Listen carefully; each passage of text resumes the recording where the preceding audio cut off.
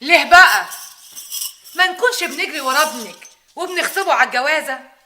لا يا حبيبتي، انا بنتي فاطمة مش بايرة، انا بس مستخسراها في حد تاني. وبعدين هنروح بعيد ليه؟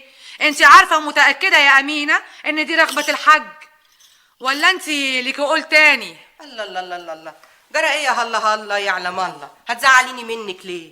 ما انت عارفه ان انا نفسي ومنى عيني سعيد وفاطمه يقعدوا في الكوشه، بس انا مش عايزه حد يعني يقول كلمه كده ولا كده.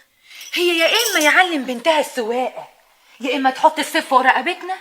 طب لعلمك بقى، هي بتغلي نار من جوه من ساعه ما عرفت ان سعيد هيتجوز بطه. وبعدين من عالم يا امينه، يمكن يا اختي بتعمل لنا عكوسات عشان تبوظ الجوازه.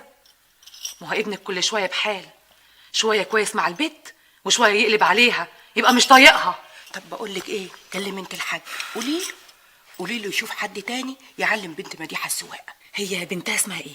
اسم صعب كده، تركواز، استحواذ، حاجه زي كده.